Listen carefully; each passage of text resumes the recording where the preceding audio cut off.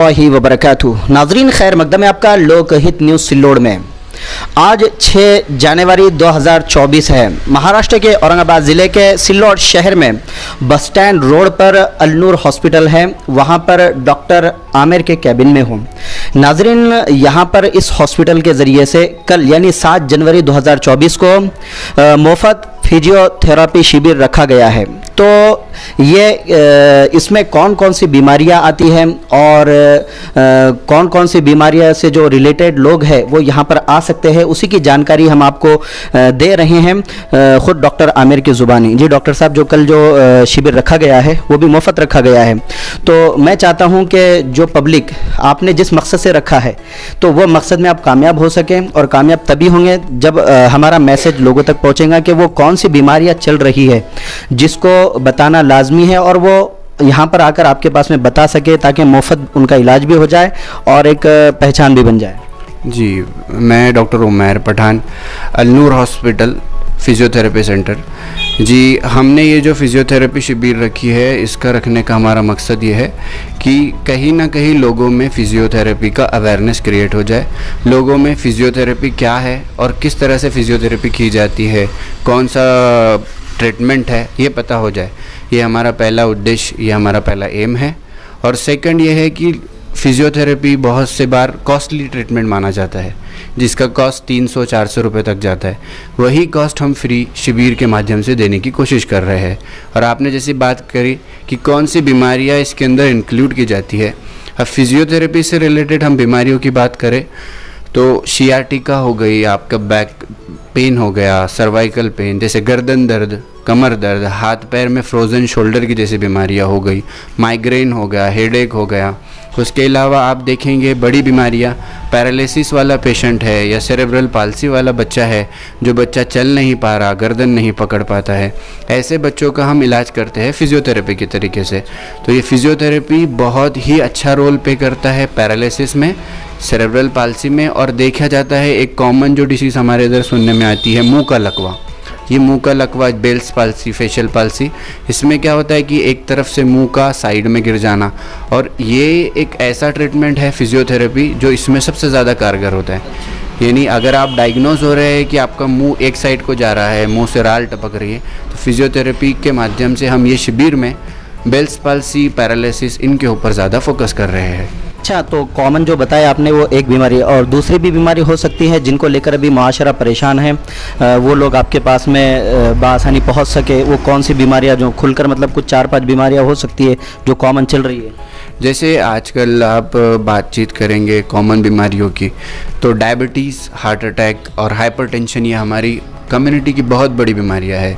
और एक बुढ़ापा जिसको एजिलिटी जीरियाट्रिक कहते हैं, ये भी एक तरह से कहीं ना कहीं डिसीज़ फॉर्म होता है, यानी एज रिलेटेड सांध्यावाद हो गया। तो सांध्यावाद को किस तरह से हम रोकें, क्योंकि सांध्यावाद जो है वो डीजनरेटिव डिसीजेस है, जिसको हमारे भाषा में कहते हैं कि धीरे धीरे जाते वाली जिस चीज़ें हैं, तो इनको हम कंट्रोल कर सकते हैं। एक तो इनका ऑप्शन बनता है सर्जरी, और हमको सर्जरी नहीं करना है, बिना ऑपरेशन के इसका इलाज करना है, तो फिजियोथेरेपी इसमें बहुत ज़्यादा कारगर होता है। दूसरी चीज़ हो गई हार्ट अटैक, डायबिटीज़ और ये हाइपरटेंशन। तो हाइपरटेंशन के लिए मेंटेन करना हमारे बीपी को, पल्स रेट को, कि हमारा डाइट किस तरह से हो। जिस तरह मेरा एक मास्टर्स भी डाइट में हुआ है न्यूट्रिशनिस्ट के हिसाब से फिजियोथेरेपी के बाद, तो हम डाइट के बेसिस पे लोगों को ये बताते हैं कि आपके लिए कौन सा हाई कोलेस्ट्रॉल, लो कोलेस्ट्रॉल डाइट कौन सा है, जिनसे ओबेसिटी बढ़ रही है, कम हो रही है। वही हमारे कहीं ना कहीं हाइपरटेंशन पर इफ़ेक्ट करता है। और हाइपरटेंशन अगर से बीपी का बढ़ना, जो हाइपरटेंशन होता है, वो अगर हम कंट्रोल कर पा रहे हैं, तो कहीं ना कहीं हार्ट रिलेटेड बीमारियाँ, हार्ट अटैक, इसको भी कंट्रोल करने का लिए हमारा एम है। अब डायबिटीज़ के लिए बात करेंगे तो कहीं ना कहीं इंसुलिन का रोल इसमें ज़्यादा आता है। तो टाइप 2 हाइपर डायबिटीज़ जो है, डायबिटीज़ मेलाइटस, ये बहुत कॉमन है। अब ये बीमारी को कंट्रोल करना, दैट इज़ लाइफस्टाइल मॉडिफिकेशन। तो लाइफस्टाइल मॉडिफिकेशन करना भी बहुत ज़रूरी है। फिज़िकल एक्टिविटीज़ का सबसे बड़ा रोल आता है। अगर हम जो कुछ खा रहे हैं और उसका यूटिलाइज नहीं होगा सही तरीके से, तो हमारी शुगर मेंटेन नहीं होगी। शुगर का मेंटेनेंस ये बहुत ज़रूरी है, इसीलिए फिजियोथेरेपी का ये जो बड़ी बीमारियाँ, इनमें बहुत बड़ा रोल है। अच्छा डॉक्टर साहब, जैसा कि चेकअप तो मुफ्त होगा, लेकिन उसके बाद मेडिसिन वगैरह कुछ अगर उनको लगता है तो उस ताल्लुक से क्या रहेगा? जी, हम कोशिश कर रहे हैं कि जो जो मेडिसिन कुछ उनको at the time of camp मिले, ये हमारी कैंप की जगह पे हम वो प्रोवाइड करने की कोशिश करेंगे जितनी हमसे कोशिश हो सकती है। अच्छा, इसका टाइमिंग क्या रहेगा सुबह मॉर्निंग से लेकर नाइट तक? सुबह 10 बजे से हम कैंप का इनेकाद कर रहे हैं, स्टार्ट करेंगे, और वही कैंप हमारा 5 बजे तक रहेगा इंशाल्लाह।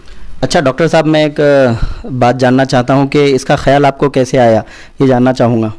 ये इसका ख़याल की वजूहत ये है कि कहीं ना कहीं चल रहा था कि फ़िज़ियोथेरेपी लोगों में मालूम नहीं है। ये तो एजुकेटेड तबके में भी नहीं है और हमारा जो इलिटरेसी वाला तबका है। अच्छा डॉक्टर साहब, ये फिजियोथेरेपी जो है तो ये ख़ास बात क्या है इसमें कि आवाम उसको जाने कि इसमें ख़ास बात क्या है? जैसे कि मेडिसिन वगैरह ये तो हर मेडिकल पे मिलती है, डॉक्टर भी अवेलेबल है, लेकिन फिजियोथेरेपी ये क्या है, इसमें क्या ख़ास बात है? जी, फिज़ियोथेरेपी की असलियत जो ख़ास बात जो आप पूछ रहे हैं तो वो ये है कि कहीं ना कहीं हमारा एम होता है मेडिसिन से बचाना। दूसरा, ऑपरेशंस पर अगर पेशेंट जा रहा है तो उससे बचाना। तीसरा, अगर ऑपरेशंस हो रहा है तो उसके बाद उसको बैक टू लाइफ लाना, यानी उसकी नॉर्मल लाइफ की तरफ लाना, ये बहुत इंपॉर्टेंट होता है। क्योंकि बहुत सी बार अगर फ्रैक्चर हो रहा है, फ्रैक्चर होने के बाद में पेशेंट का ऑपरेशन तो हो गया पर उसको चलना नहीं पता, तो उसके लिए फिजियोथेरेपिस्ट का रोल आता है। तो जहाँ ये हमारी पब्लिक में, जहाँ पर हमारे माशरे में ये मालूम पड़ेगा कि फिजियोथेरेपी इन चीज़ों के लिए लगता है, फिजियोथेरेपी इन चीज़ों से हो सकती है, ये फिजियोथेरेपी का ट्रीटमेंट बहुत ज़्यादा मददगार हो सकता है, तो लोगों में भी इसका अवेयरनेस क्रिएट हो जाएंगे और लोग इसकी तरफ बढ़ेंगे। जज़ाकल्लाह, शुक्रिया डॉक्टर साहब। तो डॉक्टर उमेर ने बहुत सारी तफसीली जानकारी हमें दी है। तो जो हजरात कल इस शिविर से फ़ायदा उठाना चाहते हैं वो बिल्कुल यहाँ पर आए। और एक ख़ास बात कि ये जो शिविर है फिजियोथेरेपी, तो इसमें ऑपरेशन के बग़ैर जो है तो इलाज किया जाता है। तो ये बड़ी ख़ास बात पाई जा रही है इस शिविर में। तो आकर बताए, चेकअप कराए, और फिर अगली बात अल्लाह के हाथ जो होगा वो अल्लाह ही करेगा। इसी के साथ रुखसती चाहूँगा। खुदा हाफिज़।